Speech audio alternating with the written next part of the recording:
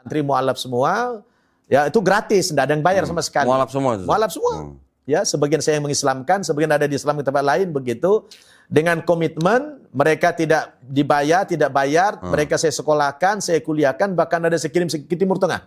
Oh. Dengan perjanjian tamat sarjana S1 wajib kembali kampung masing-masing.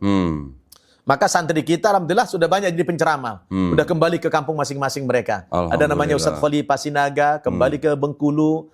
Ada Ustadz Gohan Matondang, kembali ke daerah Pekanbaru sana.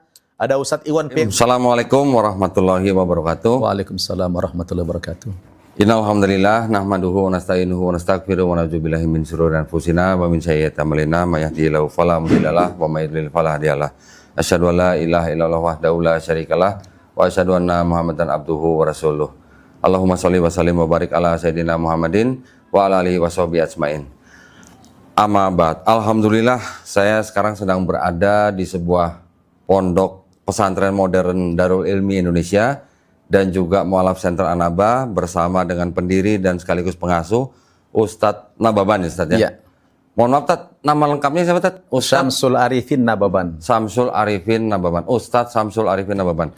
Nah, buat pemirsa Anaba TV, juga buat pemirsa channel Donitan, Ustadz Nababan ini dulu Ustadz yang saya tonton ketika saya masih kafir. Ketika beliau berdebat, salah satunya yang saya tonton adalah Ustadz Nababan. Ketika itu berdebat dengan Ustadz almarhum Ustadz Ihsan Mauginta ya Ustadz ya? Iya betul. Dengan Ustadz Yusuf Ismail kalau nggak salah ya? Iya. Melawan 3 murtadin ya? Betul. Tahun berapa Ustadz? 2004. 2004, Masya Allah. Iya. Ya, masih 10 tahun kemudian baru saya ada Ustadz. Masya Allah. Nah, alhamdulillah sekarang saya bisa berada di tempat yang bagus ini ya. Yang berlokasi di daerah Gadok ya Ustadz ya? Ya, ini Gadok, daerah Gadok ya Ustadz ya? Ciawi Bogor ya. Ya, udaranya sudah mulai dingin-dingin. Iya.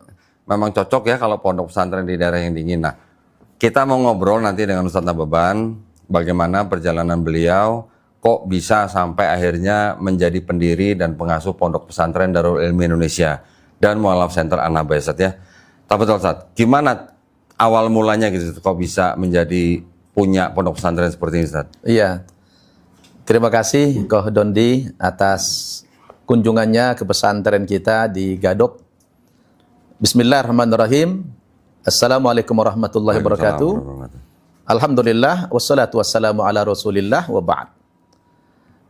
Kodonditan yang saya hormati dan juga para pengurus Yayasan At-Tauhid yang hadir ke tempat kita ini dan pemirsa Anaba TV serta pemirsa Donditan yang saya cintai karena Allah Subhanahu wa taala.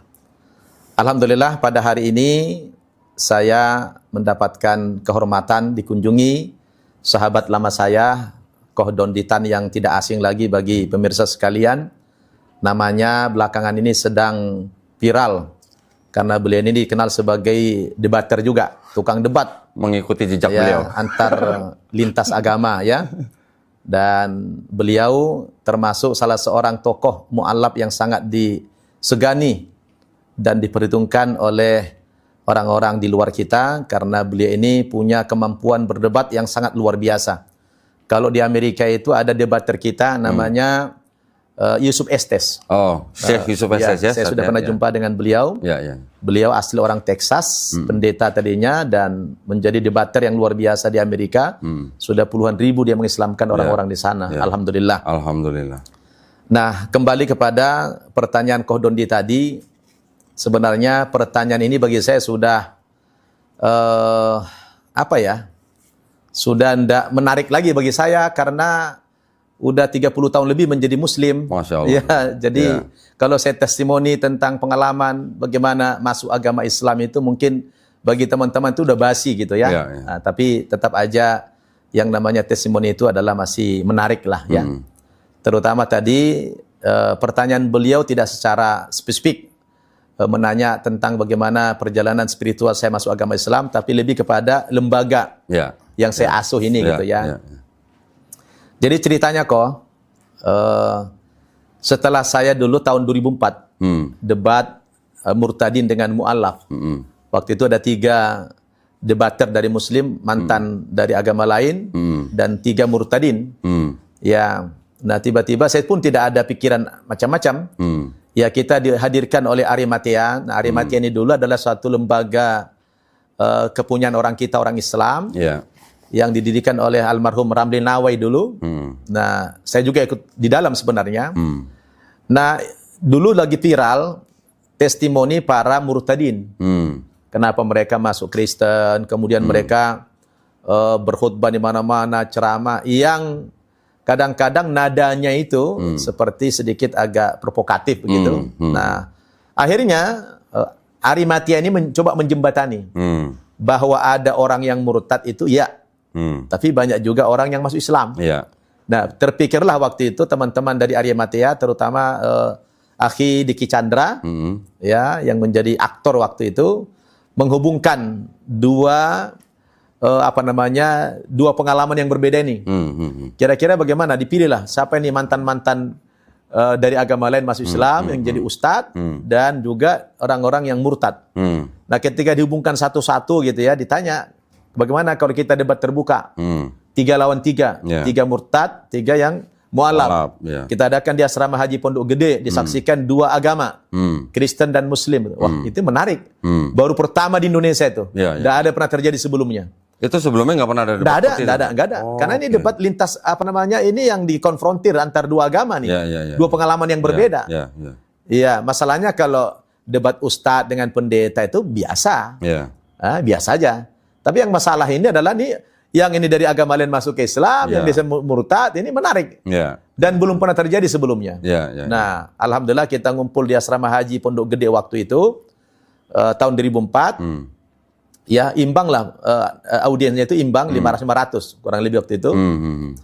Nah, saya tidak nyangka dari perdebatan ini menjadi viral. Waktu itu direkam, kemudian dimasukkan di PCD, rupa orang-orang yang pakar IT itu di-upload di YouTube kok. Dibuat di YouTube, menjadi viral. Nah, saya pun tiba-tiba tahun 2006 ada undangan dari Jerman, dari Hamburg. Diminta saya ceramah ke sana, saya pun terkejut. Saya waktu itu bukan ustadz yang kondang. Saya masih ustadz kondangan aja. Kondangan. Ya, bukan ustadz yang kondangan gitu kan.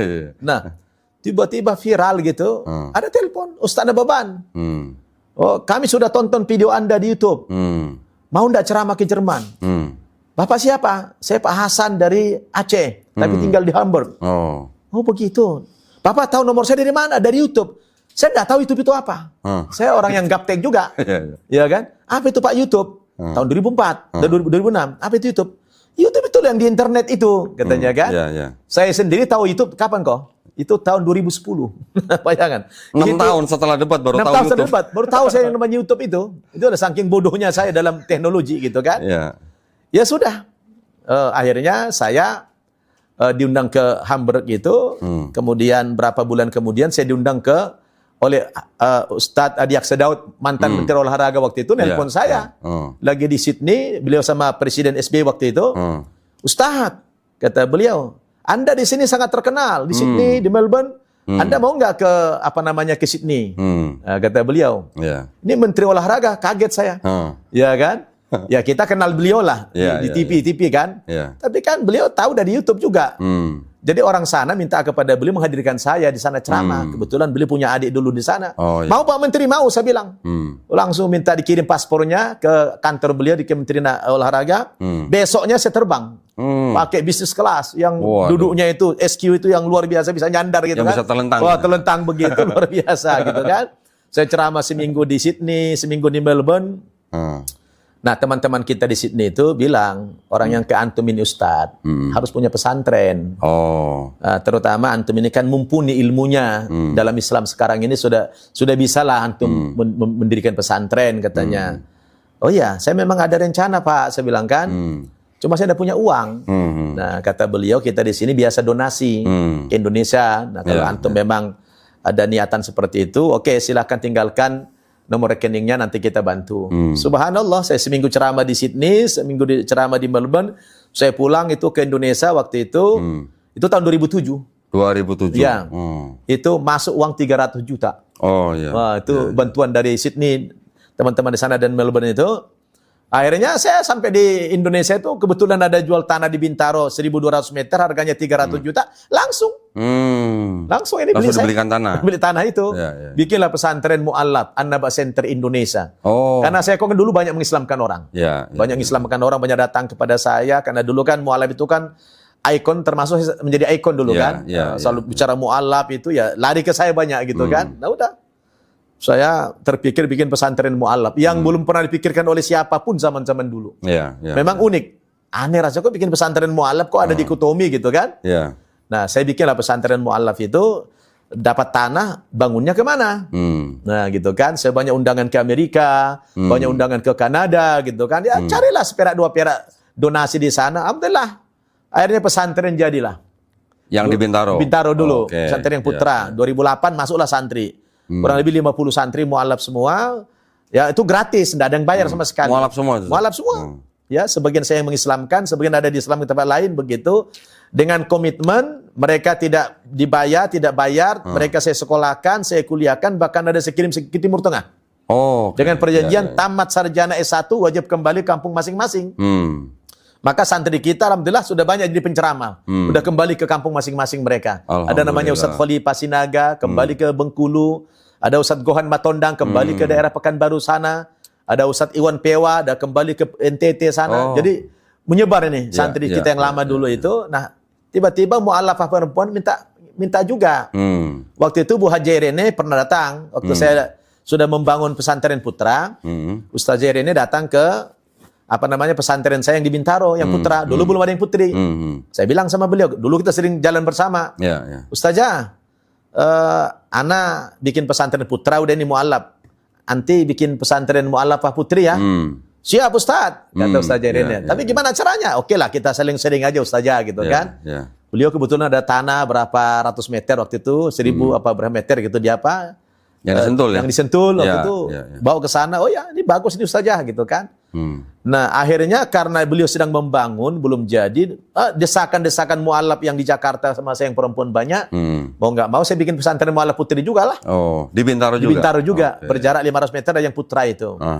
Nah akhirnya saya bangun dengan cepat sekali. Masa itu karena kita memang lagi booming lah ya, lagi viral. Kalau kita jumpa orang-orang kaya itu masih percayalah kok gampang lah waktu cari dana gitu kan ya. Kalau hanya 1 miliar 2 miliar itu cepatlah masa itu gitu kan. Nah udah saya bangun pesantren Mu'allaf Putri. Masuklah santri, saya kuliahkan mereka, saya kader jadi ustazah gitu kan. Subhanallah.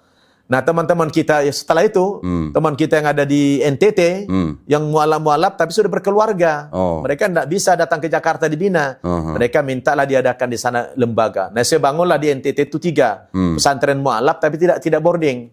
Saya bangun 3 di sana, bagus-bagus. Mewah-mewah saya bikin di NTT. Nanti kapan-kapan kodenya saya bawa ke sana.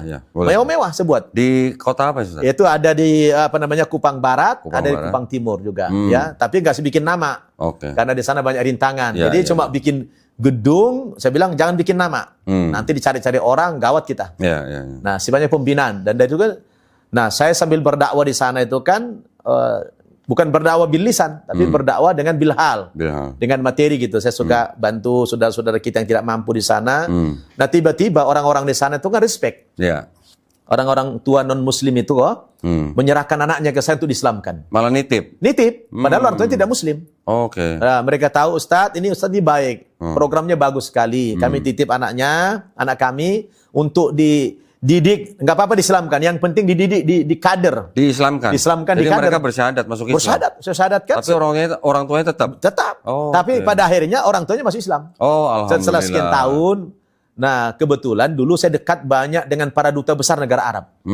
Saya dekat dengan duta besar negara Arab Saudi, Libya, Irak, ya, Sudan, Libya, macam-macam, ya, Oman, banyaklah, Emirat, gitu kan, Qatar. Jadi akhirnya mereka pada berkunjung ke pesantren kita, para duta besar ini. Rame-rame duta besar datang ke pesantren kita, melihat program saya yang begitu istimewa. Kan jarang-jarang ada orang punya program mengislamkan orang. Dan saya tidak sembunyi-sembunyi, saya upload di YouTube. Sampai sekarang masih banyak di YouTube. Ya, orang-orang yang saya bawa dari NTT sana saya islamkan, gitu kan. Dan itu atas permintaan orang tuanya. Saya nggak dakwahi. Saya tidak ada ngajak-ngajak mereka kepada Islam. Tapi orang tuanya nyerahkan ke saya. Maka semua pakai tertulis gitu kan, penyerahan itu gitu kan. Nah, jadi saya nggak ada masalah. Nah, rupanya itu cepat menyebar beritanya di mana-mana kok, bahwa Ustaz Nababan seolah saya menjadi misionaris Islam gitu kan. Saya dituduh lah. Misionaris Islam, saya diancam segala macam itu. Saya bilang saya tidak ada mempengaruhi siapapun. Saya nggak ada membawa sembako apa tuh, nggak ada. Saya datang berdakwah biasa saja. Saya hanya mendatangi saudara saya, tapi kebetulan mereka lihat ada minta bantuan sama saya bantu gitu kan. Tapi semampu saya aja. Tapi nggak ada ngajak-ngajak. Nah, mereka yang orang tua ini. Nah, dari situlah saya akhirnya saya memang fokus membina para mu'alaf ini. Saya sudah mendirikan 6 pesantren mu'alaf. 6 pesantren mu'alaf. Iya, jadi yang ini Bintaro 2 di NTT 3, ini 1 di Bogor ini. Nah, ini tadinya ini kan buat mu'alaf aja. Tapi karena tempat ini luas, ya kalau hanya mu'alaf ini mubazir gedung ini. Gedung ini banyak. Dari mana saya mencari mu'alaf banyak-banyak lagi kan? Udah banyak pembinaan mu'alaf juga gitu kan. Nah, akhirnya tahun 2022 saya terpikir, saya harus ekspansi nih. Saya mubazir ini. Ini gedung-gedung ini amanah nih. Ini kalau hanya ditaruh begini nih, dosa saya ini kan gitu kan. Masjid besar, gedung-gedung banyak. Nah, akhirnya saya coba ekspansi, bikin pesantren modern. Kemana ya kiblatnya? Nah, saya datang ke pesantren modern Gontor.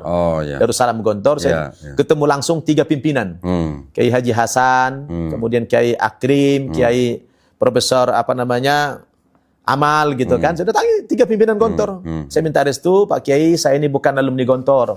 Tapi saya cinta Gontor. Saya pengen bikin pesantren ala Gontor gitu kan. Alhamdulillah direstui. Begitu buka pertama kali tahun 2022 penerimaan santri baru. Gak nyangka saya langsung 117 santrinya. Masya Allah. Hampir tidak adalah pesantren di Indonesia ini. Baru buka ratusan santri, mungkin kita. Subhanallah. Kenapa? Waktu itu saya bantu dengan sosmed gitu kan, kita dengan Instagram, dengan YouTube, dengan macam-macam gitu. Ya mungkin masih mereka lihat mungkin masih ada faktor ketokohan kita mungkin ya. Mungkin ada juga, dan juga mungkin ada faktor gontornya mungkin juga kan. Ya sudah akumulasi lah di situ kan. Mungkin orang tua yang punya anak pengen sekolahin anaknya di Gontor kejauhan di sini gitu kan. Dan saya memang konsisten. Kita hanya 2 bahasa di sini. Bahasa pengantarnya hanya Arab dan Inggris. Kita konsisten. Bahasa Cina nggak ada, Tad? Itu makanya antum masuk ajarin nanti. Harus kita buat ini saya bahasa Mandarin. bahasa Cina. Kita buat bahasa Mandarin nanti. Nah, begitulah perjalanan saya. Kenapa? Kalau pertanyaan tadi kenapa bisa jadi mendirikan pesantren, mengasuh pesantren. Nah, latar belakang pendidikan saya kebetulan setelah saya masuk Islam dulu saya dulu diislamkan di Jawa Timur, di Jember. Di Jember. Tahun berapa? Tahun 91. 91. Ya, saya di sana dulu. Ya, antum belum lah ya. Aduh, saya masih jauh tadi. Ya, jadi saya Jadi saya waktu itu langsung masuk pondok pesantren. Karena kiai yang mengislamkan saya itu dia bilang, Anda tidak boleh kembali ke Medan. Anda harus belajar dulu Islam ini. Gratis, nggak bayar. Tapi makan sehari-hari cari sendiri. Waduh. Berapa tahun, Ustaz? 3 tahun. Saya bilang, Kiai gimana? Saya harus kerja apa? Nah, kata Kiai itu di sini biasanya orang pergi kadang ada yang pergi ke sawah, ada yang ngarit rumput, ada macam-macam gitu kan. Ya udah. Yang penting pendidikannya gratis. Ya saya serabutan aja lah. Hanya makan sehari-hari ini kok gitu kan. Kadang kalau nggak ada dimakan sama teman numpang bisa juga gitu. Demi apa? Cari ilmu. Nah, saya belajar di situ. Alhamdulillah seminggu bisa baca Quran kok. Masya Allah. Iya, saya 1 minggu bisa baca Al-Quran. Saya belajar bahasa Arab itu 3 bulan lancar kok. Di pesantren itu juga? Enggak, saya waktu di situ nggak bisa bahasa Arab. Aja setelah 4 tahun kemudian saya hijrah ke Jakarta ini. Saya kalau di sana bahasa Madura. Kalau bahasa Madura saya lancar. Berarti 95 Ustaz hijrah ke Jakarta? 94 ke Jakarta. 94. Saya 94 ke Jakarta ini. Dulu saya oleh Dr. Salim Al-Jufri yang yang Dewan Suruh PKS itu. Nah, dulu tetangga saya di Sondet. Nah, beliau ini lihat saya ini kayaknya ada potensi nih di kader jadi ustadz nih. Ini orang Batak yang satu ini nih, gitu kan. Cocok di kader. Ini mu'alaf nih. Itu perlu kader gitu. Beliau tawarin saya kuliah di Lipia. Tahu kan Lipia? Perguruan tinggi Saudi yang ada di Jakarta, dulu di Salemba. Tawarin. Nah, Baban katanya, kamu mau nggak saya kader? Saya sekolahin, kuliahin di sana gratis gitu kan, Saudi. Saya bilang bahasa pengantarannya apa, Ustaz? Bahasa Arab. Aduh, saya cuma 2 kata tahu. Anak anta doang gitu kan. Jadi nggak mungkin bisa terima di situ gitu kan. Nah, karena jalur mu'alaf, Beliau bawa saya ke mudirnya, rektornya. Dulu namanya Dr. Ali Ad-Dakhilullah, orang Madinah. Bawa dikenalkan dia ada mu'allab begini-begini. Ini harus terima kuliah di sini. Ini mau kita kader jadi dai ini. Nah, bisa bahasa Arab enggak? Enggak bisa. Loh gimana mau kuliah di sini? Enggak bisa bahasa Arab gitu kan? Tapi digaransi beliau. Ya, digaransi. Ini rugi kita kalau tidak dikader nih orang ini gitu kan. Saya lihat potensi jadi dai besar nih gitu kan. Akhirnya dengan debat antara, saya enggak paham sih waktu itu debatnya apa kan bahasa Arab kan. Nah, akhirnya diterima sama beliau. Kata beliau, syaratnya apa? Anda 3 bulan harus bisa bahasa Arab. Kalau tidak mafsul. Ya, saya bilang saya coba. Belajarnya di situ juga? Di situ, di situ. Okay. Jadi besoknya suruh masuk saya. Masuk kan nggak bayar. Semua dikasih buku Arab semua kan. Saya nggak tahu. Akhirnya apa? Saya masuk kuliah pertama itu teman satu kelas 40 orang, ada dari alumni Gontor, alumni dari macam-macam lah. Itu program S1 atau? S1. Oh, udah waktu itu masih persiapan bahasa. Idadul Lughawi, si bahasa itu kan. Udah. Nah, begitu masuk saya kok enggak paham sesatu pun. Bahasa enggak paham saya. Tapi ada semangat karena udah di garansi nih, dituntut sama Dr. Salim waktu itu. Saya akhirnya pulang kuliah, saya bilang teman-teman alumni Gontor mana, akhi tolong bantu saya. Ajarin bahasa Arab. Ajar saya bahasa Arab saya. Saya dikasih target 3 bulan nih harus bisa bahasa Arab, mengikuti perkuliahan gitu kan. Akhirnya ada teman-teman tiada yang ikhlas, tapi saya nggak punya uang ya bayar antum ya gitu kan. Ada yang mau bimbing saya bahasa Arab setiap hari gitu. Setiap hari kosakata saya bertambah kok. Tiap hari bisa bahasa Arab, tambah kosa. 3 bulan saya udah mulai lancar bahasa Arab. Oh, Masya Allah. Wah, begitu dipanggil lagi, ya Syams, ta'al, kata mudirnya. Kemari. Nah, kaifa lughatuka? Bagaimana bahasamu? Katanya kan. Alhamdulillah, istata'tu ya Syekh. 3 bulan itu? 3 bulan. Wah, oke, anta istamir. Lanjutkan, katanya kan. Langsung kasih hadiah saya, Pak. Apa? Tanya saya, apa namanya? Adaital hasabikon? Apakah Anda sudah haji dulu? Lama ya Syekh. Turidul haji hadis sana? Apakah Anda mau haji tahun ini? Langsung itu kan? Itu dia apa? Dia haji undangan kerajaan Saudi. Masya Allah. Waduh, saya belum jawab mau, nangis saya kok. Saya langsung jatuh ke bumi tersungkur, nangis, saya menjerit. Ya Allah, gitu. Gak nyangka gitu kan? Diberangkatkan haji yang di atas VIP itu. Saya undangan kerajaan. Masya Allah. Iya kan? Subhanallah. Hanya karena mu'allab itu. Mu'allab karena udah lancar berbahasa Arab waktu itu. Udah dikasih hadiah saya. Masya Allah. Nah, jadi berangkat tahun itu? Berangkat deh. Bukan tahun itu lagi. Di berapa hari setelah dia ngomong itu. Langsung berangkat? Langsung. Kebetulan itu di bulan haji. Kebetulan dia ngomong itu di bulan haji. Waktu itu orang udah menjelang akhir tutup Bandara King Abdul Aziz waktu itu kan. Nah, singkat cerita, alhamdulillah saya dari pulang haji itu sudah mulai saya penceramah. 98 saya sudah lintas negara saya ceramah. Saya diundang ceramah ke ke Singapura, sudah ceramah ke Malaysia, saya sudah lintas negara tahun 98 saya ceramah itu. Nama saya sudah mulai dikenal masa itu kok.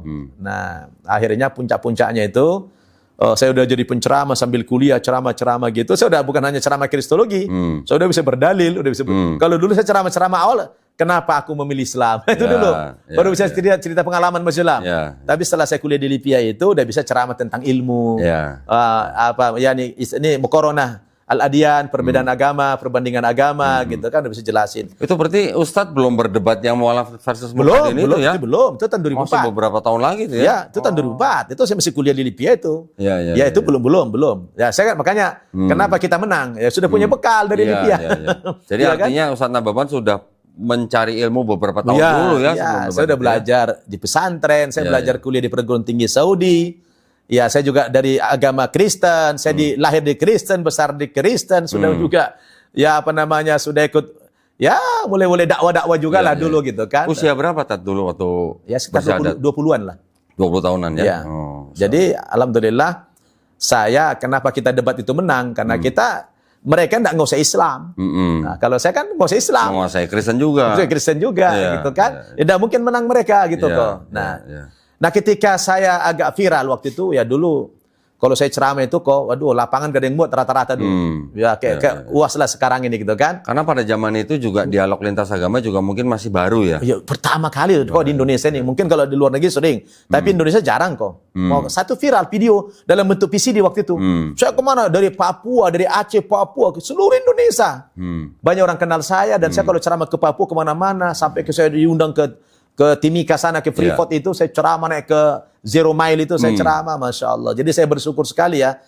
Disekolahkan di Libya itu oleh Dr. Salim. Saya betul-betul apa yang beliau ramalkan saya menjadi dai itu terkabul. Menjadi Mungkin kenyataan, kalau saya ya. menjadi kenyataan. Saya sekarang, saya alhamdulillah udah ceramah ke 4 benua kok. Masya Allah. Saya udah 4 benua. Benua Eropa, benua Amerika, benua Australia, benua Asia. Pergi 4 benua saya pergi ceramah gitu kan. Mungkin kalau saya jadi pendeta dulu nggak bisa keliling dunia gitu kan. Nah, jadi dai, jadi ustadz.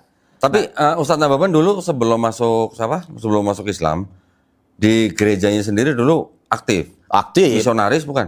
Ya nggak sampai gitulah. Misionaris. Nggak sampai misionaris lah. Tapi saya udah aktif di kegiatan-kegiatan gitulah. Nggak sampai jadi Kebetulan pendeta. ayah saya juga tokoh gitu kan. Oke. Nah iya jadi. Tapi Ustadz Nababan dulu bukan pendeta. Oh enggak, saya tidak pendeta. Ya, ya. Tapi kalau istilah kita lihat ya seperti penginjil gitulah. Penginjil Udah aja. ceramah-ceramah. Belum sampai ke level pendeta belum. Oh, masih jadi ini penceramah tembak gitu. Ya gitulah kayak ya aktivis-aktivis gitulah gitu Ya, kan. ya, ya. Tapi dulu waktu masih di Kristen, Ustadz Nababan, istilahnya pernah melakukan upaya-upaya pemurtatan nggak? Saya pernah mengikuti, baru mau ikuti namanya pergerakan misi Zending dulu ada. Oh, Zending. Iya, Ya. pergerakan misi Zending begitu. Ya, dulu kan ada namanya Murtadin yang terkenal dulu, Yusuf Roni, Hamran Amri. Ya, Itu dulu kan dia kalau ceramah kemana-mana itu kan dia bikin majalah namanya Sinar Kasih. Nah, itu terkenal dulu tuh. Majalah Sinar Kasih itu dulu tahun-tahun 80-an terkenal, isinya itu banyak ayat-ayat Quran. Oh, oke. Ayat Quran, hadis yang diselewengkan artinya Ya, gitu kan. ya, ya. Jadi sebenarnya saya itu dulu sudah mulai, saya bersyukur juga sebenarnya. Artinya dengan adanya orang murtad itu awal mula saya terinspirasi ingin tahu agama Islam seperti Malah apa. jadi ingin tahu agama Iya. Islam. Jadi sebenarnya ada kontribusi dia. Gitu kan? Jalan hidayah ya. Jadi aja begitu gitu. Saya dulu kagum kalau mereka itu pidato-pidato begitu ya, dengerin dengan kasetnya atau apanya gitu dulu. Ya, Dulu kan masih pakai kaset tuh ya. Saya kagum dulu. Ya, kalau umat Kristen di Indonesia sih rata-rata tahu lah ya, Yusuf Roni lah ya. Oh iya, Suproni, Hamran Amri dulu terkenal. Ya, ya. Hamran Amri itu orang Banjar, Murtad, jadi dulu terkenal.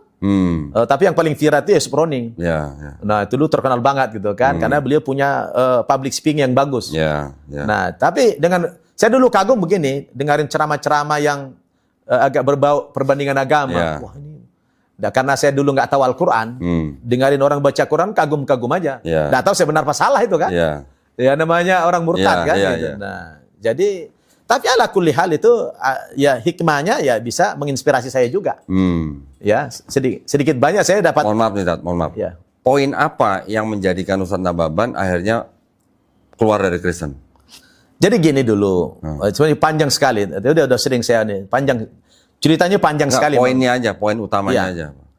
Jadi dulu ada orang Madura. Orang Madura itu dia pedagang sebenarnya, bukan ustadz. Nah dia itu dulu datang ke Sumatera Utara. Nah dia dagang. Saya nggak tahu dagangnya apa gitu kan. Tidak sengaja suatu hari kita ya ketemu beliau lah, jumpa beliau satu tempat gitu kan. Nah beliau tahu saya tidak Islam. Ya, dia agak dakwahi saya gitu kan. Ada dakwahi saya gitu. Lalu apa namanya? Dia ada buku. Nah buku ini sudah lapuk, warnanya udah kuning. Jadi kitab kuning lah. Wah, penasaran juga nih, buku apa nih, Sat? Saya nggak tahu judulnya waktu itu apa nggak gitu tahu kan. judulnya. Dikasih hadiah. Nah waktu itu dia bilang apa namanya? Baca ini buku ini. Mohon maaf, Tat. Orang Madura. Orang Madura. Bukunya buku debat agama bukan? Iya debat. Jadi saya waktu itu belum tahu. Itu kalau nggak salah, ini kalau nggak salah saja, saya nebak nih ya, itu buku judulnya kemungkinan besar dialog ketuhanan Yesus. Ah itulah. Tapi itu dulu udah lapuk, udah ada covernya. Oke. Jadi kasih hadiah itu. Itu adalah debat antara Kiai Haji Bahodin Mudori. Iya. Dan Antonius Sudiru. Antonius ya, Iya, Biduri ya. betul. Oh iya benar, Masya Allah. Jadi saya waktu itu dikasih buku ini, Iya. ya, saya baca. Saya baca setelah pulang saya kan baca. Wah, ternyata ini debat antara kiai dan pendeta. Iya. Dan saya tahu ujungnya aja. Ujungnya itu di situ taruhan. Kalau kiai ini kalah masuk Kristen, kalau si pendeta ini kalah masuk Islam. Iya. Ternyata dalam buku itu ceritanya kalah pendeta Antonius ini Iya. masuk Islam. Masuk Islam. Kan begitu. Di malam ke-8. Jadi saya bilang sama si Bapak Madura ini, Pak, saya pengen jumpa dengan apa namanya? Apa ini apa Haji namanya? Baudin atau Kiai ini hebat sekali kiai ini, si iya, kiai ini. iya. Ini kiai ini saya sebagai orang dari Batak sana kan fanatik banget kan. Saya penasaran, ini hebat banget kiai ini. Nah, saya kok pengen jumpa dengan kiai ini. Oh, gitu kan penasaran saya. Ketemu akhirnya, Zat? Enggak. Jadi Kata beliau, ini kan kiai udah lama meninggal. Udah lama meninggal katanya. Tapi kalau ente pengen jumpa dengan orang-orang yang sepaham dengan dia, di Jawa Timur itu gudangnya. Ya. Jadi singkat cerita, almarhum Kiai Haji Abdullah Wasian ya, kalau salah. itu diantaranya. Ya. Diantaranya kader-kader beliau lah itu, gitu kan. Nah, akhirnya saya ke Jawa Timur, ke Jember. Loh. Saya nggak jumpa Kiai Asian.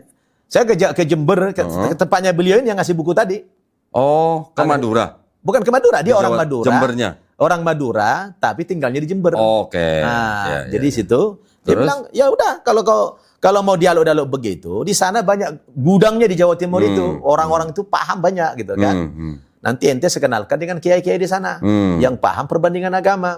Betul lah kok. Singkat cerita sampai saya di sana di Jawa Timur itu, di Jember itu, dikenalkanlah dengan kiai-kiai yang betul-betul paham. Saya asal ngobrol, dialog begitu, kalah terus saya. Oh, loh, tapi mohon maaf, Tad. Waktu Ustadz mau berangkat ke Jember, itu diizinin sama orang tua? Saya nggak pamit. Oh, nggak pamit. Nggak pamit saya. Kirain pamit. Nggak pamit saya. Terus? Kita kan BTL, batas tebal langsung. Ya karena penasaran aja. Iya. Saya senang saya dengan perbandingan agama gitu kan. Karena dengerin dari Suproni, Hamran Amri dulu itu menarik. Saya kalau ada orang pidato membawa Quran gitu, menarik bagi saya. Atau juga orang Islam bawa Alkitab, menarik bagi saya gitu kan. Pokoknya yang anggap berbau perbandingan gitu kan. Nah, singkat cerita kalau saya sampai di Jawa Timur itu, saya dialog dengan para kiai di sana, kalah lah saya. Sebenarnya bukan mau debat tujuannya, mau sharing-sharing gitu aja lah gitu kan. Memangnya saya siapa kok, hebat banget mau debat gitu kan. Nah, saya banyak dapat ilmu tentang kristologi, tentang kekristenan. Kok dia lebih paham dari saya tentang Kristen gitu kan. Nah, singkat cerita setelah sekian lama, Allah gerakkan hati saya, diberikan hidayah, saya pun minta masuk Islam. Atas kesadaran pribadi. Dari yang di Jember berarti di Jember. Ya? Oke. Jember. Nah, begitu saya syahadatkan, kiai itu bilang sama saya, udah meninggal kiai itu. Saya bilang kata kiai ini, kamu jangan pulang dulu ke Medan, kamu belajar dulu di sini. Nah, akhirnya itulah perjalanan saya begitu kok. Mungkin kalau nggak disarankan begitu, saya tidak mungkin saya bisa jadi ustadz seperti sekarang. Ustadz nggak ke Madura? Kalau ke Madura saya belakangan saya ceramah-ceramah malahan. Setelah menjadi ustadz. Setelah ustadz ke Madura. Saya pernah alhamdulillah berziarah ke makamnya Kiai Haji Baudan Mudori langsung. Oh, saya belum pernah kalau itu. Langsung ke makamnya. Di mana itu? Di Madura. Nah, di mana? Madura di mana? Sumeneb ya kalau nggak salah. Oh, Sumeneb. Saya belum pernah ke sana malahan. Saya juga dibawa ke pesantrennya, ke rumah tempat berdebat itu gitu ya. Terus saya akhirnya bertemu dengan anaknya di Surabaya. Wah, menarik sekali ceritanya memang. Jadi kalau kita baca buku itu, memang kok sepertinya Kiai Haji Baudan Mudori itu sepertinya nggak pernah belajar kristologi, tapi kok tahu ayat-ayatnya gitu. Nah, menurut anaknya, itulah yang disebut dengan ilmu laduni katanya. Masya Allah. Ya. Kita yang membaca aja, saya sebagai yang sudah belajar kristolog bertahun-tahun gitu ya, saya ketika membaca, benar ya, kok dia bisa tahu ini, bisa tahu ini, bisa tahu ini gitu. Itu butuh bertahun-tahun saat untuk belajar seperti itu gitu. Alhamdulillah dasar, ya. Dasar. Iya, seperti ada orang seperti Kiai Haji Baudan Mudori gitu ya, yang membuka mata lah istilahnya lah ya. Betul. Bisa membuka, ya juga bisa menjadi jalan hidayah juga gitu ya berarti ya. Iya. Buat Ustaz Wawan ya. Buku itu berarti ya. Betul. Oh, sekarang baru tahu saya nih. Ya banyak lah. Ceritanya. Ya, di antaranya lah itu semua. Kan akumulasi sudah itu. Ya. Allah kalau berikan hidayah kepada seseorang itu kan dengan macam-macam cara.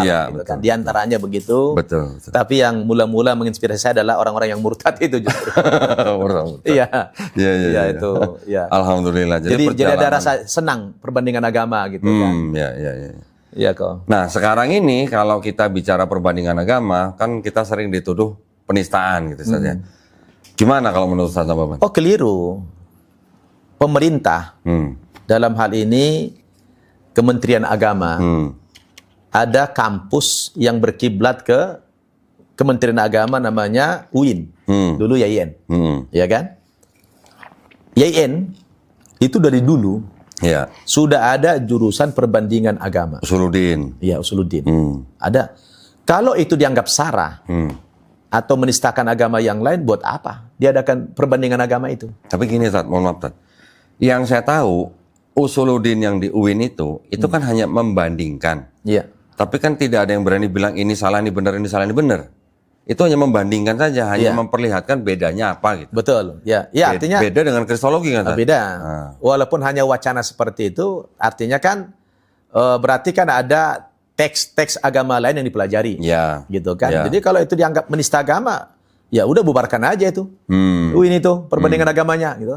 Tapi kan sampai hari ini masih ada. Masih ada. Artinya seperti pertanyaan Ko Dondi tadi, ya kita kan tidak menistakan agama orang lain. Anda juga silakan ya membuka lembaran Al-Qur'an, tapi Anda harus punya ilmu. Jangan asal bunyi.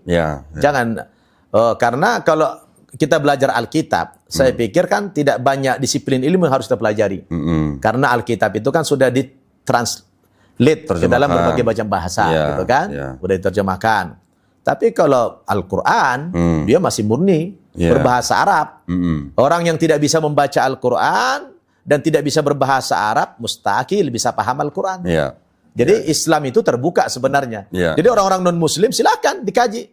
Saya kan sering ceramah ke Amerika, saya tahu di Harvard, kemudian di UCLA, di UC San Berkeley, bahkan di saya ke Montreal sana, McGill. Mereka juga belajar Al-Quran. Di Harvard sana dikaji Al-Quran. Kita terbuka. Dan ada Islamic Studies di Barat, ada pelajaran perbandingan agama Islam, mereka orang-orang orientalis belajar Islam, itu terbuka. Islam itu terbuka dikaji. Dan kita tidak mengatakan penistaan. Selagi tujuannya adalah untuk mengkaji secara keilmuan, tafadhol. Nah, kita juga begitu. Mengajarkan kristologi ini, kita nggak boleh mengejek agama lain, tidak boleh, dilarang dalam Al-Quran. Karena Allah dengan tegas. Wala tasubbul ladzina yad'una min dunillah fayasubbullah adwan bighairi ilm. Jangan kamu ejek, jangan kamu hina Tuhan-Tuhan sembahan agama lain. Kalau kamu ejek Tuhan mereka, nanti mereka akan mengejek Tuhan kamu. Lebih dahsyat lagi. Tanpa ilmu. Kan? Jadi nggak boleh mengejek. Nah, kalau saya menentang kalau ada orang-orang siapapun mengejek itu tidak boleh. Ya kan? Itu menyalahi Quran. Betul. Tapi kalau kita bedah seperti Ko Dondi misalnya, ya bedah teks, boleh-boleh aja. Selagi bisa dipertanggungjawabkan secara ilmu pengetahuan, kenapa tidak? Secara ilmiah, kenapa tidak? Selama ada dokumennya. Ada dokumennya dan bisa dipertanggungjawabkan, kenapa tidak? Dan kita bukan menistakan, bukan menjelekkan. Kita bicara keilmuan. Ini ada teksnya. Anda gimana memahami ini? Kan gitu. Kita kan balik bertanya gitu. Saya pikir enggak. Itu bukan penistaan bagi saya. Saya punya pandangan juga begini, Ustaz. Ini juga saya dapat masukan dari guru-guru kita di MUI. Jadi kita kan tidak boleh menafsirkan kitab suci orang. Ya kan? Setiap agama, setiap kitab suci itu kan punya tafsir masing-masing. Yang berhak menafsirkan Quran adalah ulama kita, ya, ahli tafsir kita. Yang berhak menafsirkan Bible juga pemuka agama Kristen. Tapi juga kita tidak boleh lupa yang berhak menafsirkan kitabnya orang Yahudi, ya Rabi Yahudi juga. Betul. Sekarang masalahnya kita sudah tahu ternyata mungkin 2/3 atau 3/4-nya kitab Kristen ini kan berasal dari kitabnya orang Yahudi. Betul. Yang ditafsirkan oleh Kristen menggunakan kacamata Kristen. Betul. Nah, jadi ketika kita sedang berbicara lintas agama yang berdasarkan teks, kita tetap tidak boleh lompat pagar lah kalau zaman sekarang istilahnya. Lompat pagar artinya kita menggunakan tafsir kita, tapi kita tidak mendasarkan kepada tafsirnya orang-orang yang punya otoritas gitu. Betul. Nah, jadi maksud saya setiap diskusi atau mungkin kajian yang lintas agama, kita tetap tidak boleh lompat pagar dengan mengambil tafsirnya orang lain menurut pandangan kita. Karena kita juga tidak mau Quran ditafsirkan oleh orang yang bukan Islam gitu kan. Nah, maksudnya gitu, Ustaz. Jadi kalau misalnya saya juga berdebat dengan pendeta, saya kan juga membawa tafsir dari pihak mereka juga. Saya juga membawa tafsir dari pihak Yahudi juga. Kalau misalnya ada perbedaan, nah tolong jelasin gitu aja. Betul. Itu yang saya lakukan gitu. Biarkan mereka menjelaskan. Kalau ternyata tafsir mereka berbeda dengan tafsirnya Yahudi, tapi ternyata mereka mengambil dari kitab Yahudi, nah terus bagaimana? Gitu. Betul. Benar. Iya kan? Benar. Kita tidak boleh seperti Kristen yang menafsirkan kitab suci orang menggunakan kacamata mereka. Betul. Gitu. Ya nggak bisa. Iya kan? Nah, kita sebenarnya juga mungkin kalau dipikir-pikir saja, ngapain sih kita bahas-bahas begitu ya? Kita terutama istilahnya saya dari Yayasan Pembina Mu'alafah Tauhid, kenapa kita melakukan hal-hal seperti itu? Karena ternyata memang dari saudara-saudara kita yang Kristen masih banyak dan masih punya yang namanya program kristenisasi. Itu yang menjadi alasan utama kita masih bahas seperti itu. Saya juga terinspirasi oleh dakwahnya Ustadz Nababan dulu ketika masih berdebat, ya kan? Karena dulu ketika saya masih kafir juga saya menonton debatnya Ustadz Nababan. Tetapi ketika saya sudah menjadi Muslim, saya sudah tahu apa itu dakwah. Betul. Dan saya sudah bergabung dengan Yayasan Pembina Mu'alafah Tauhid, yang mana di dalam Yayasan Pembina Mu'alafah Tauhid ini memang menempuh jalur perang pemikiran, Ustaz. Iya, betul. Kemudian qadarullah karena saya ditunjuk menjadi ketua Litbang dan saya diberi tugas untuk berdebat dengan para pendeta, tapi kan kita harus tahu untuk apa sih kita berdebat gitu kan. Iya. Ternyata tujuan kita berdebat itu adalah untuk melindungi akidah umat Islam kita juga, Ustaz. Nanti kalaupun misalnya dari hasil debat itu ada orang yang belum muslim menonton sama seperti saya dulu menonton video debatnya Ustaz Tambaban, mendapat hidayah, itu kan bonus saja itu. Benar. Itu udah izin dari Allah, bukan karena kita saja. Betul. Nah, kira-kira gitu saja. Iya, jadi gini kok. Setelah saya pelajari dan baca banyak buku-buku kitab agama lain, saya menyimpulkan di dunia ini dari sekian banyak agama, hanya ada 2 agama misi. Misi, iya. Hanya 2 agama misi. Iya. Yang pertama agama Kristen, Iya. yang kedua agama Islam. Iya, betul. Apa itu agama misi? Yaitu agama yang selalu ingin mengajak orang lain ke dalam agamanya. Iya, betul. Nah, saya lihat ini cuma 2 agama. Iya, betul. Jadi agama Kristen itu agama misi. Islam juga agama misi. Iya, betul. Dalilnya bisa kita baca dalam Injil Matius pasal 28 ayat 19 atau juga Injil Markus pasal 16 ayat 15. Iya. Pergilah kamu ke segenap penjuru dunia, jadikanlah semua bangsa menjadi muridku, dan baptislah mereka dalam nama Bapa, Anak, dan Roh Kudus. Yeah. Jadi setiap umat Kristen berkewajiban mengajak orang lain yang belum Kristen masuk ke dalam agamanya. Sebagaimana Islam juga ternyata itu agama misi. Iya, betul. Allah mengatakan dalam Al-Quran surat Saba ayat 28, wa ma arsalnaka illa kafatan linnas basyira wa nadhira walakinna aktsarun nasi la ya'lamun. Tidak kami utus engkau Muhammad terkecuali untuk seluruh umat manusia. Jadi Rasul itu untuk seluruh umat manusia, bukan hanya untuk orang Arab saja. Untuk seluruh umat manusia dengan membawa berita gembira dan peringatan, kata Allah. Dalam ayat yang lain kata Allah, wa ma kunna mu'adzibina hatta nab'atha rasula. Kami tidak akan mengazab suatu kaum sampai datang kepada kaum itu utusan Allah berdakwah menyelamatkan mereka masuk Islam. Jadi ternyata memang 2 agama ini sama-sama mempunyai misi memasukkan orang ke dalam agamanya. Jadi bukan cuma Kristen, Islam juga berkewajiban. Kan begitu. Nah, hanya saja dalam prakteknya memang kita tidak boleh melanggar rambu-rambu. Artinya silakan Anda berdakwah, tapi tidak boleh membujuk-bujuk orang pindah agama. Islam melarang itu. La ikraha fid din, qad tabayyana rusdu minal ghayy. Tidak ada paksaan dalam beragama karena sudah nyata perbedaan mana agama yang benar, mana agama yang salah. Jadi kita tidak boleh mengiming-iming apalagi mengintimidasi orang pindah agama. Tidak boleh. Kenapa? Karena agama itu adalah masalah pribadi, ya kan? Tidak boleh dipaksakan, karena manusia lain itu merdeka, bebas, gitu kan? Nah, sebenarnya kita juga tidak punya otoritas melarang mereka. Oh, kamu tidak boleh melakukan kristenisasi, sebab itu adalah perintah agama dia. Nah, sebagaimana mereka juga nggak boleh melarang kita melakukan islamisasi, kan itu perintah agama kita juga. Nah, tinggal di lapangan bagaimana? Harus kita patuhi rambu-rambu. Nah, kan gitu. Anda tidak boleh dong membujuk-bujuk orang masuk agama Anda, kami juga nggak boleh. Ya, kita sama-sama misi nih. Anda agama misi, kami juga agama misi. Tapi ayo kita kompetisi, tapi cara sehat, kan begitu. Nah, dalam prakteknya orang tanya saya, Ustadz, mana lebih banyak orang yang murtad daripada orang yang masuk Islam? Saya bilang, saya berani jamin, jauh lebih banyak orang yang masuk Islam daripada orang yang murtad. Saya bisa jamin. Buktinya apa? Kalau antum ke barat, Amerika, Eropa sudah keliling, gitu kan? Kalau antum ke sana, maaf, rumah ibadah mereka sudah rata-rata sudah ditutup, banyak kosong, umatnya sudah banyak menjadi agnostik. Ateis juga ya.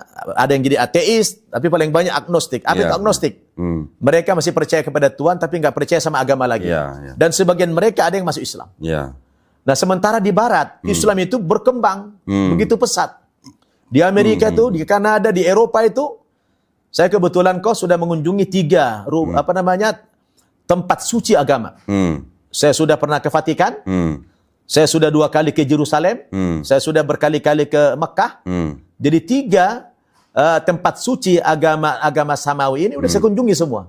Dan ada perbandingan bagi saya.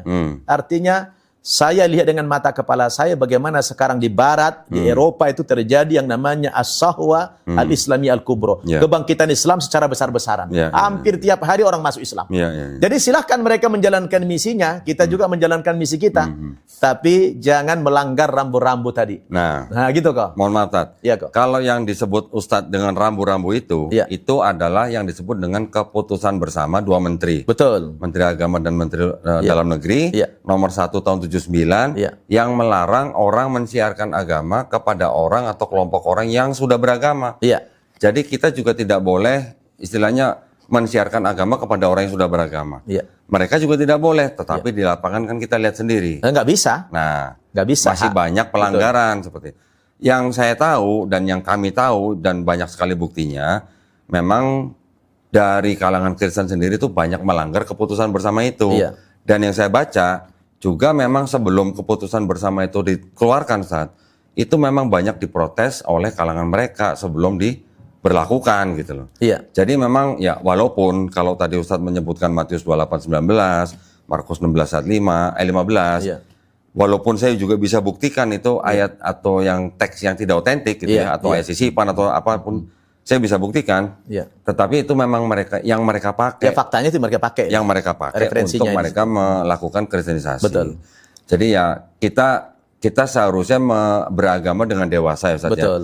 Betul bahwa agama kita juga agama misi, agama mereka juga agama misi, kita melakukan misi kita masing-masing. Betul. Tetapi jangan sampai melanggar aturan yang sudah dibuat pemerintah. Kan gitu Ustaz ya. Betul. Ketika ada orang mau masuk Islam ya kita hanya bisa bantu. Tapi kita tidak boleh mengintimidasi tadi seperti kata Ustaz Nababan ya. Benar kok. Nah, kita lanjut dengan yang di Barat nih Ustaz ya. Iya kok ya. Di Barat ini kan Ustaz sudah melihat sendiri tempat-tempat agama, tiga agama yang besar di dunia.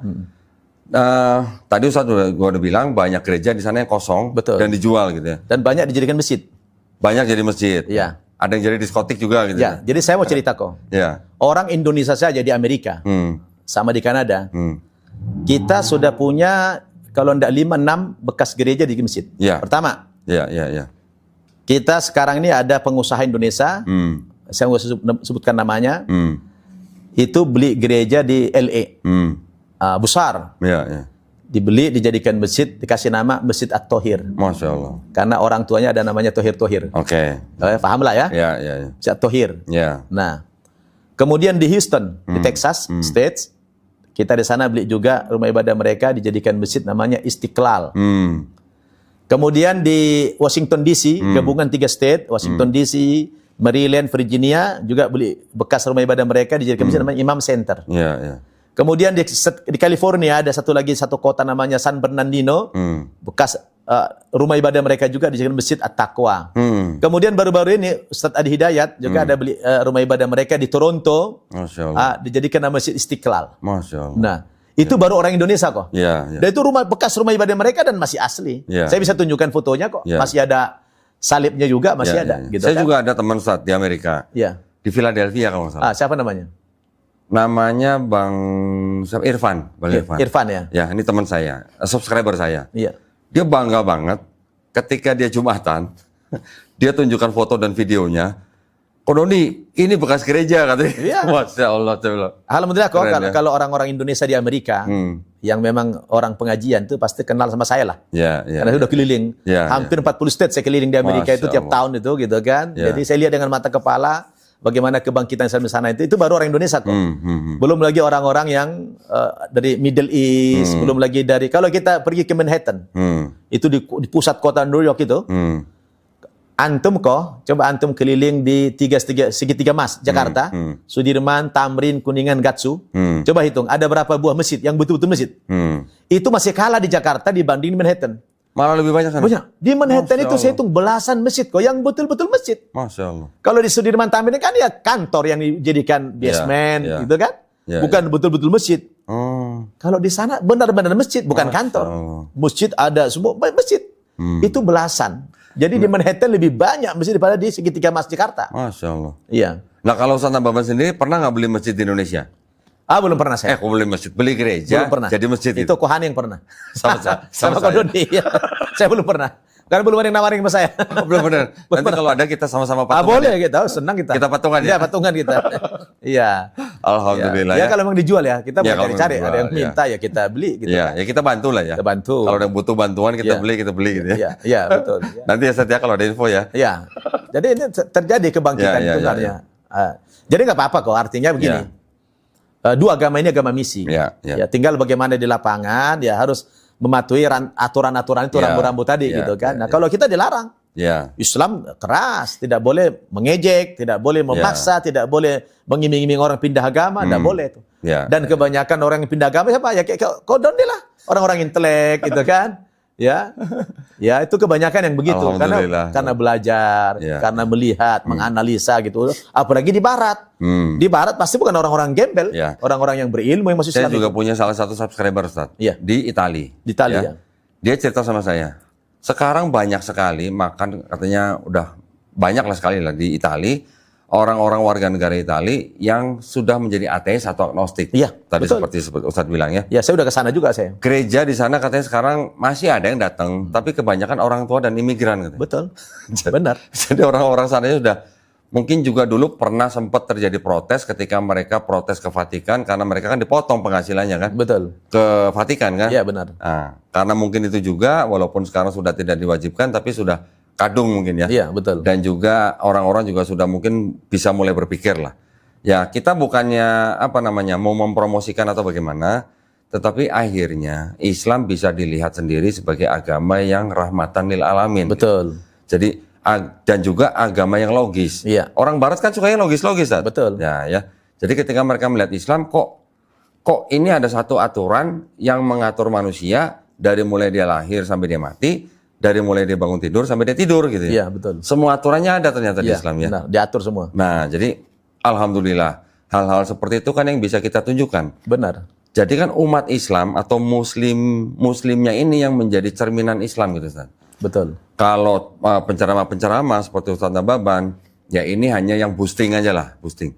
Tetapi yang menjadi cerminan Islam di lapangan, di masyarakat, kan muslimnya aja, muslimnya. Umat Islam itu ya. Jangan sampai kita muslim dipandang orang atau diobservasi sama orang, terus kita tidak menggambarkan Islam. Betul. Itu yang salah gitu saja. Saya sering bikin analogi ini kok. Ya. Orang non-muslim melihat agama Islam ini persis seperti anak kecil lihat durian. Anak kecil lihat durian? Gimana Ustaz? Itu anak kecil, ya katakan umur 4-5 tahun itu kan, lihat durian kan takut lihat duriannya kok. Ya kan? Ketakutan lihat durian itu. Tajam-tajam. Tapi begitu dibelah isinya, dikasih makan anak. Anak itu bukan cuma suka, doyan. Ketagihan terus. Gitu kan? Ya. Jadi orang non-muslim pun melihat Islam gitu kok. Ya. Dari luar mereka melihat Islam itu casingnya itu menakutkan, seram, ekstremis. Macam-macam lah, irhab. Macam-macam itu ya kan, teroris. Dari luar mereka melihat itu. Kenapa? Di framing dengan televisi, media barat itu ya, mainstream gitu kan. Fitnah lah ya. Gitu. Tapi begitu mereka bedah isinya, waduh, mereka ketagihan kok. Tuh. Kayak anak kecil tadi melihat durian. Tapi gini juga, Sat. Ini kan kita beberapa waktu yang lalu ini kan dari mungkin 10 tahun, mungkin 15 tahun atau 20 tahun yang lalu, kita sudah mulai mendengar apa yang disebut dengan Islamofobia. Betul. Betul ya, Sat ya? Iya. Jadi Islam di mana-mana kan memang difitnah. Betul. Kenapa kita dengarnya hanya Islamofobia? Kenapa kita tidak pernah mendengar Christianity fobia gitu? Iya, betul. Iya kan? Kenapa cuma Islam? Nah, itu juga karena mungkin, mereka yang punya media mainstream itu. Iya. Mereka kuasai itu. Ya, jadi kan memang banyak sekali fitnah-fitnah tentang Islam di media-media. Saya pernah membaca sebuah lembaga di Amerika ya kalau nggak salah ya. Iya. Disingkat itu CAIR. Saya lupa singkatannya apa ya. Jadi lembaga CAIR ini yang mereka membuat laporan tentang kegiatan yang yang membuat Islamofobia itu selalu diangkat gitu. Dan ini butuh dana yang tidak sedikit, Ustaz. Iya. Dana ini kalau nggak salah yang pernah kemarin saya baca itu sampai 1,5 miliar dolar, Ustaz ya. Bukan rupiah loh. Masya Allah. Dolar, Ustaz. Itu sampai 2014 kalau nggak salah tuh. Masya Allah. Jadi sampai segitu banyaknya, yang di belakangnya itu puluhan organisasi yang mendukung kegiatan untuk Islamofobia itu. Iya. Sampai dana yang dikeluarkan sampai 1,5 miliar dolar. Bayangin. Jadi mereka nggak main-main gitu ya untuk memframing Islam gitu. Sebenarnya kalau kita ngeliat lagi kan, dunia ini kan seperti terbelah dua. Betul. Yang satu belahan Islam, satu belahan bukan Islam. Yang bukan Islam ini mempunyai kepentingan, mungkin bisnis, mungkin budaya, mungkin apa ya, modernisasi, mungkin apapun lah, melalui jalan apa Tad? Bisa film, bisa food, bisa fashion, bisa freedom, bisa feminism. Kan ini semua yang menjadi racun-racun kita gitu Tad. Betul. Kan cuman umat Islam dari mulai keluarga yang menjaga keluarganya tidak keluar dari moral Islam gitu. Betul. Karena kepentingan-kepentingan ini melihat Islam sebagai bangsa yang besar gitu.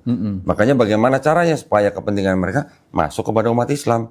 Mungkin itu juga gitu ya yang menyebabkan adanya Islamofobia. Betul. Gitu ya, jadi begini kok, apa namanya? Islamofobia itu kan bukan baru kemarin. Dari zaman Nabi kan sudah ada. Bahwa orang tidak senang dengan Islam, segala macam cara dilakukan, bahkan berpura-pura masuk Islam. Seperti Abdullah bin Sabah misalnya, itu banyaklah dalam sejarah itu.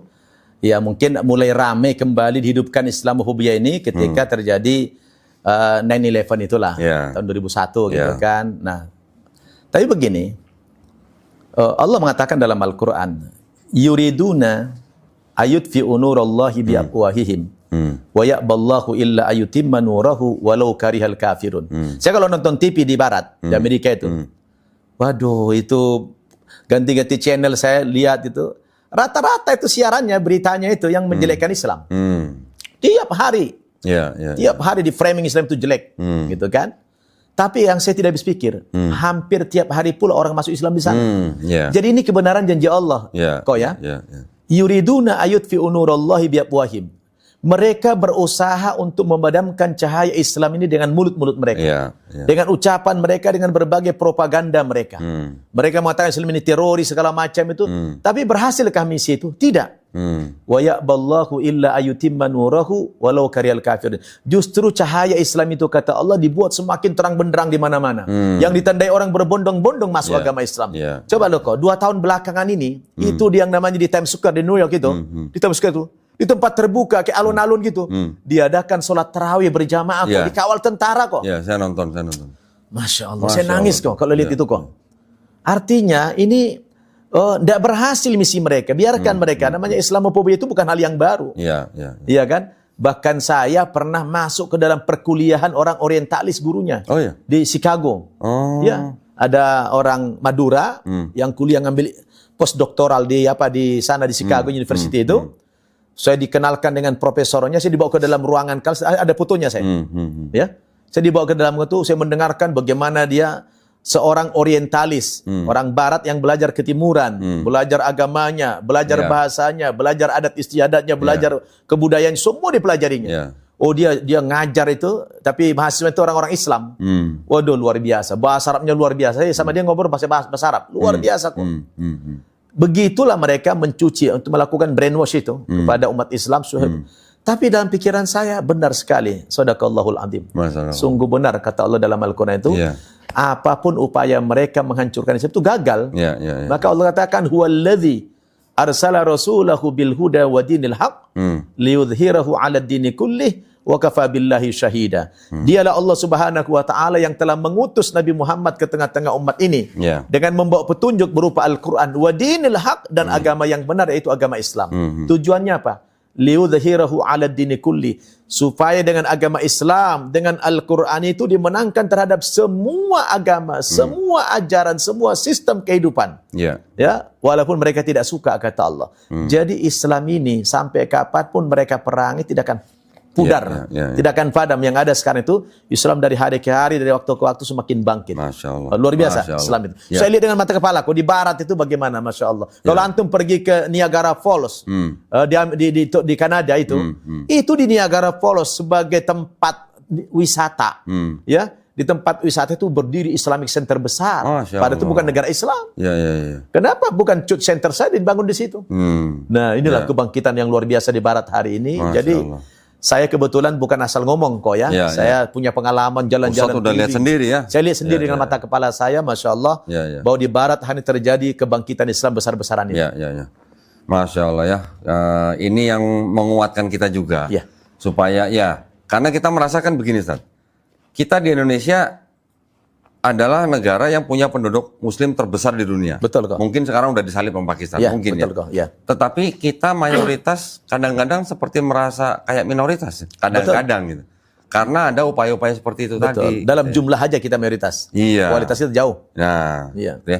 Jadi ya mudah-mudahan kita semua masih tetap istiqomah. Amin. Ya, mudah-mudahan kita semua tetap semangat Ya Rob. di dalam kita menjaga ukhuwah Islamiyah. Amin. Karena kalau Muslimnya berantem mulu, terus kapan kuatnya gitu Betul. Islamnya. Gitu, Betul ya. sekali kok. Dan itu mudah sekali dipecah belah kalau kita tidak berukhuwah. Gitu. Betul kok. Nah, alhamdulillah. Terima kasih banyak Ustaz Nababan obrolannya Sama-sama, kok, hari Masya Allah. ini ya, walaupun ini jam-jamnya ngantuk, tapi dengerin cerita Ustaz Nababan jadi nggak ngantuk nih. Alhamdulillah. Saya juga berterima kasih kepada Ustaz Nababan yang sudah menerima kami ya dari tim Geraha Mu'alaf, YPM Tauhid, juga dari tim Ngaji Cerdas nih, Masya Allah. Juga buat para pemirsa Anaba TV, mudah-mudahan channel ini tetap berkembang, Amin. tetap menyebarkan dakwah Islam yang rahmatan lil alamin. Juga untuk pondok pesantren, pondok modern Darul Ilmi Indonesia, juga Mu'alaf Center Anababa, ya Anababan ya. Anaba, ya, mohon maaf. Tetap semuanya bisa dikelola dengan baik oleh Amin, Ustaz ya Rabb. Nababan ya. Amin, amin, ya Rabb. Mudah-mudahan kita semuanya istiqomah dan husnul khotimah. Amin. Ya, sekali lagi terima kasih para pemirsa. Insya Allah kita berjumpa lagi di lain waktu dengan topik-topik yang tidak kalah menarik ya. Akhir kata, wabillahi taufiq wal hidayah. Wassalamualaikum warahmatullahi wabarakatuh. Waalaikumsalam warahmatullahi wabarakatuh. Jazakallah khairan, Ustaz. Masya Allah, Ya, terima kasih banyak. Dari teman, karena sering lihat teman sholat, sering lihat teman Saya ngaji. pergi dari rumah, saya udah bulatkan hati untuk masuk ke